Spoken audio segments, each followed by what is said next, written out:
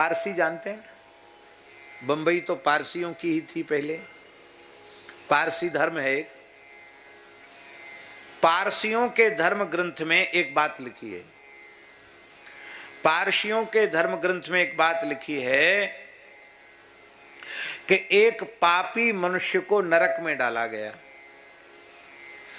और उसको वहां अंगारों में जलाया गया, धधकते हुए अंगारों में।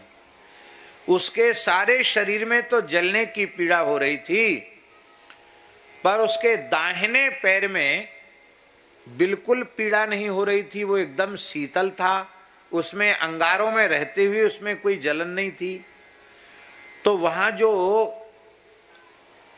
जमदूत थे उनको बड़ा आश्चर्य हुआ कि ये पापी मनुष्य, इसके पैर में, दाहिने पैर में कोई पीड़ा नहीं हो रही है, क्या बात है। तो वहां का जो देवता था उससे पूछा गया कि इस पापी मनुष्य के पैर में पीड़ा क्यों नहीं हो रही है। तो उन्होंने कहा ये कथाएं सब हम लोगों की ही हैं, अपने अपने ढंग से लोगों ने लिखी हैं।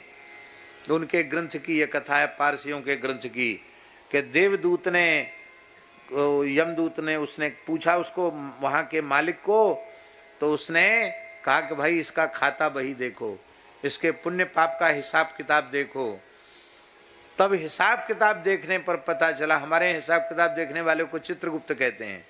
तो चित्रगुप्त ने हिसाब किताब देखा तो उन्होंने कहा इस पापी मनुष्य ने एक बार धोखे से एक पुण्य का काम किया। क्या काम किया?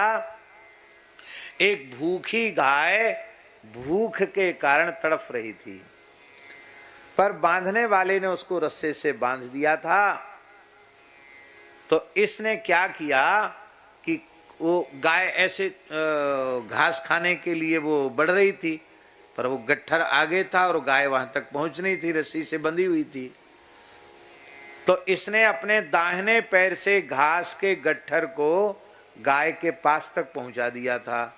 इस पुण्य के कारण इसके दाहिने पैर में जलन नहीं हो रही। आप सोचो।